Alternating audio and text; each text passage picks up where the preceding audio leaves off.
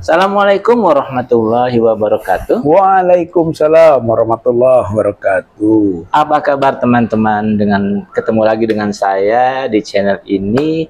Kali ini kita akan kembali berbincang dengan pemerhati politik dan kebangsaan Bapak Rizal Fadila. Apa kabar Pak? Alhamdulillah, Pak Rohman. Senang ketemu Bapak, bisa ngobrol lagi dengan Bapak. Sama-sama senang. Teman-teman, kali ini kita akan berbincang tentang tokoh nasional yang baru saja berpulang, yaitu Bapak Rizal Ramli. Beliau seorang ekonom, beliau juga mantan pejabat eksekutif ya di kementerian, pernah jadi menteri perekonomian, pernah menjadi kepala bulog, pernah menjadi menteri kemaritiman dan lain-lain. Dan kepergian beliau itu mengundang kesedihan banyak pihak, terutama teman-teman yang berada di oposisi ya Bang ya. Karena beliau memang seorang tokoh pergerakan dan tokoh orang yang sangat mencintai negeri ini dan sangat menjunjung tinggi demokrasi, sehingga ketika dia tahu bahwa pemerintahan Pak Jokowi itu cenderung mendegradasi demokrasi, beliau tidak mau mendukung ya Bang ya. Nah, saya ingin berbincang lagi dengan Bang Rizal, karena beliau ini termasuk orang yang sangat dekat dengan Bang Rizal Ramli. Beliau sering ngobrol, bahkan terlibat dalam beberapa kegiatan, antara lain ketika mendatangi KPK untuk mempertanyakan kasus laporan terhadap Gibran dan Kaisang. Dan memang waktu itu kita tahu KPK tidak menerima dengan baik, sehingga Bang Rizal itu marah sekali. Bang, saya mau tanya gini, sepanjang Abang mengenal, maksudnya Pak Rizal Fadila mengenal Bang Rizal Ramli, soalnya sama namanya jadi pusing. Iya. Saya biasa manggil Rizal Ramli memang dengan Bang gitu. Nah, sepanjang Pak Rizal mengenal Bang Rizal Ramli, apa pendapat Abang tentang beliau, dan menurut Abang kepribadian beliau itu seperti apa sih? Iya, beliau orang yang baik ya, jadi komunikatif lah. Itu orangnya enak. Jadi kalau bertemu dengan beliau ngobrol enak gitu, untuk kita berbicara ya. Dia tidak tinggi gitu kan, bisa menyesuaikan dengan kapasitas siapapun.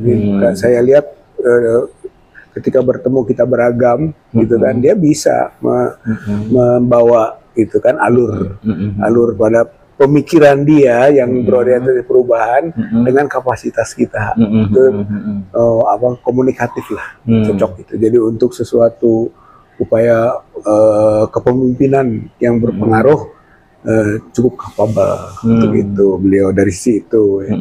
Yang kedua tentu saja dari sisi komitmen perjuangan gitu kan, dengan bertemu dengan siapapun dia selalu memberi motivasi gitu kan, bahwa kita harus concern gitu kan pada kebenaran, kejujuran, keadilan, dan kezaliman harus dilawan gitu. Dia selalu ngomong itu ya. Bicara begitu kan, ayo katanya. Jadi mengajak lah gitu kan, sesuai dengan proporsinya tentu gitu ya, tapi sama concernnya soal kebenaran, keadilan, kejujuran gitu ya. Itu yang kedua. Yang ketiga, beliau juga menjadi contoh gitu kan, bukan hanya ngomong saja hayu gitu kan, tapi beliau juga di depan. Kalau kita lihat sikap-sikapnya, kemudian tampilan-tampilannya, ada tampilan-tampilan yang siap menanggung risiko. Ya betul. Pak Rohman, itu kan. Saya kira ini keteladanan. Orang pemimpin itu bukan hanya yang bisa mengajak, tapi juga bisa menunjukkan bahwa dia punya sikap yang konkret, gitu kan. Disebut dengan keteladanan itu gitu ya. Bukan hanya di belakang dorong, tapi di depan juga dia siap untuk bahkan dia menyatakan begitu kan, perubahan saya siap memimpin. Betul. Pernah dengar dia ngomong gitu. Berarti itu jarang itu. Betul. Bang Rizal, terakhir kali Bang Rizal ketemu beliau ngobrol secara langsung itu kapan tuh? Waktu terakhir itu waktu sudah agak lama ya, entah 2 atau 3 bulan yang lalu lah, sebelum masih beliau memperlihatkan sakitnya gitu kan. Sekarang malah kaget kita bahwa ternyata beliau punya penyakit atau merasa sakit. Waktu itu kan enggak.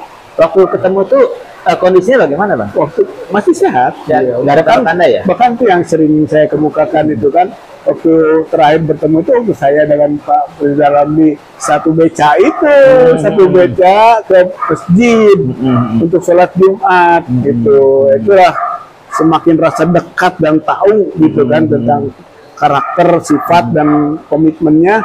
Ya ketika kita berbicara dekat berdua itu saya kira itu pengalaman yang sangat berkesan ya, karena disitulah beliau mengajak perubahan ini sudah dekat. Itu dan mengatakan itu kan optimisme kayak gitu kan. Kita juga kadang-kadang pesimis, bisa enggak tuh begitu beliau dekat, oh ya insya Allah gitu kan, kita benar juga nih gitu kalkulasinya, analisisnya gitu kan, dan kemungkinannya berdasarkan historisnya gitu kan, banyak fakta-fakta yang menyebabkan statementnya itu berdaya dukung gitu. Kita ingat memang beliau kan pernah terlibat dalam peristiwa 98 ya. Sehingga waktu itu dia bilang Presiden Soeharto aja yang begitu kuat bisa kita jatuhkan, apalagi Jokowi gitu kan. Bang Rizal kan sering bertemu tatap muka, kan sering komunikasi juga ya. Mungkin lewat WA atau segala macam. Lebih banyak yang dibicarakan apa sih ketika itu? Ya memang beliau selalu berbicara tentang perubahan, bahwa pemerintahan yang sekarang ini sudah keterlaluan. Itu prinsipnya begitu, gitu kan. Sudah keterlaluan, kita harus bersama-sama, gitu kan, dengan seluruh elemen masyarakat. Tidak sendiri, kata dia, kan nggak mungkin kita bisa mengubah sendiri. Itu kan tadi perubahan itu keniscayaan, tapi tidak bisa sendiri, bersama-sama. Berarti di komunitas kita masing-masing, gitu kan, ya kita beri pemahaman, bukannya mempengaruhi, bukan, gitu kan, tapi berilah pemahaman tentang kondisi yang ada dan tentang langkah-langkah yang harus kita lakukan. Jadi lebih banyak yang seperti itulah politik. Dia ngaitkan karena ekonomi dia kan, bahwa kondisi ekonomi sekarang juga acak-acakan gitu kan. Ya kalau saya terbatas kan pengetahuan itu, tapi dengan kapasitas Pak Rizal Ramli ya, Bang Rizal ini, kita jadi yakin gitu bahwa memang benar kondisi ekonomi itu morat-marit gitu. Tapi Bang, Abang tahu nggak apa sih yang sedang beliau perjuangkan menjelang akhir hayatnya ya? Apa sih Bang sebetulnya sedang berkembang? Kalau saya lihat beliau ini ingin pada ujungnya gitu kan, melengsarkan lah Jokowi gitu. Saya kira dengan alasan kondisi Jokowi ini menyebab rontoknya persoalan bangsa, gitu kan. Jadi yang harusnya luhur terjamin tapi rusak gitu. Ekonomi, politik, budaya, agama juga dirusak gitu kan. Oleh karena itu penyelesaiannya harus turun dulu Jokowi gitu. Itu yang dibicarakan, dan bahkan dia sangat yakin dalam waktu dekat lah sepertinya gitu kan, dia bisa gitu untuk melakukan turunnya Jokowi gitu. Pak Rizal kan, Bang Rizal Ramli ini termasuk orang yang selalu dipantau ya, bahkan pernah ribut ada inter masuk ke rumah dia. Ketika Bang Rizal dan teman-teman misalnya ke rumah dia, ada nggak pengalaman menarik yang membuat kok jadi begini ya, beda banget gitu dengan kalau kita berkunjung ke rumah orang lain? Ada nggak pengalaman yang kayak gitu? Iya, saya kira beliau ini orang yang berani ya, berani menerima teman-teman, berani berdiskusi soal perubahan, tapi beliau juga strategis gitu langkahnya. Tetap saja kehati-hatian harus diingatkan gitu ya, wajar lah, tidak boleh sembrono, tidak boleh asal main gebrak dan sebagainya, nggak boleh. Kehati-hatian itu yang beliau tunjukkan juga gitu di dalam berdiskusi gitu kan, dalam menerima masukan atau mengarahkan. Saya kira sudah positif lah. Gitu. Tapi ada kesan rasa takut nggak di dalam diri dia tuh? Kelihatannya nggak ada. Ya. Ketika dia berpikir tentang kehati-hatian itu strategi gitu. Jadi berpikir strategis lah, bahwa dia ngaitkan juga gitu kan, bahwa Nabi juga nggak karena diberi wahyu katanya kan kemudian sembrono seenaknya gitu kan, tetap saja menggunakan kalkulasi gitu kan, menggunakan siasat gitu dalam melangkah. Saya kira itu juga sudah menjadi pegangan prinsipnya yang saya pernah dengar lah gitu ya, bahwa dia menyatakan kita harus yakin, harus berani, tapi juga strategis Bang Rizal, dari semua nih pertemuan dengan Bang Rizal Ramli ini, dari apa yang beliau sampaikan, apa yang menurut Pak Rizal tuh paling berkesan dan paling selalu teringat gitu? Ya, kalau menurut saya ya itu tadi ya, Pak Rahman, bahwa kita ini harus yakin perubahan itu bisa terjadi, gitu Pak, gitu. Jadi jangan pesimis. Saya kira pelajaran terpenting adalah yang kita baca dalam baik sikapnya, ucapannya, gitu kan, tentang optimisme, itu. Dan memang ar-raja ya gitu, berharap sesuatu baik terjadi ke depan itu mutlak perlu, gitu. Jadi karena kalau enggak apa, frustrasi menghadapi situasi begini, ragu gitu kan, juga takut.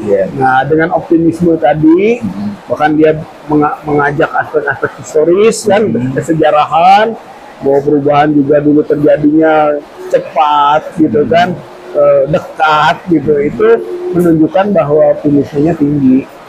Bang Rizal, kan kemarin itu saya sempat wawancara dengan seorang tokoh, dia mengatakan bahwa Bang Rizal Ramli ini tokoh yang berbeda. Beliau bukan seorang penjilat, beliau besar karena skillnya, karena kecerdasannya, dan dia bilang saat ini sudah jarang sekali pejabat kita yang kayak gitu, apalagi yang benar-benar mencintai tanah air dan berjuang dengan tanah air. Nah, harapan Pak Rizal nih terhadap para elit yang mungkin tidak seperti Bang Rizal Ramli, atau mungkin kita berharap ada yang kayak Bang Rizal Ramli. Harapan apa, Mas? Ya, saya kira harus banyak belajar pada profilnya, Memang Pak Rizal Ramli ini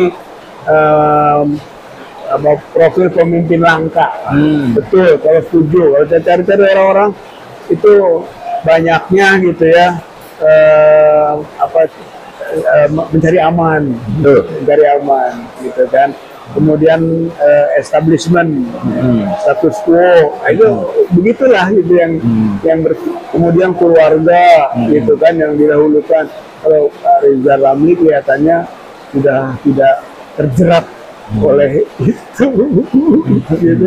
Tidak terjerat oleh itu, tidak menjadi kuntungan hidupnya. Beliau sudah lepas lah gitu kelihatannya. Sehingga ketika meninggal juga, saya kira itu ujung yang baik lah. Artinya pelajaran buat orang lain. Beliau sudah memberi koridor. Semoga beliau Insya Allah beliau khotimah. Gitu ya, kalau kita doakan begitu kan, mudah-mudahan barokah, diampuni dosanya, gitu kan, kemudian amal ibadahnya diterima, lalu masuk surga. Amin, amin. Nah, teman-teman, memang Pak Rizal Ramli ini, beliau almarhum ini merupakan orang yang sangat luar biasa. Beliau dikenal sebagai seorang penerobos ya, penerobos juga sebagai Raja Wali Kepres julukannya ya. Raja Wali sangat tegas dalam menindak orang-orang yang dianggap menyimpang. Kita memang membutuhkan orang-orang seperti beliau. Kita berharap ya Pak, ya muncul Raja Ramli yang lain. Iya. Nah, teman-teman, kita sudahi dulu perbincangan kita hari ini. Makasih banget. Sama-sama Bang Rahman. Teman-teman, kita bertemu lagi dalam perbincangan selanjutnya. Assalamualaikum warahmatullahi wabarakatuh. Waalaikumsalam warahmatullahi wabarakatuh.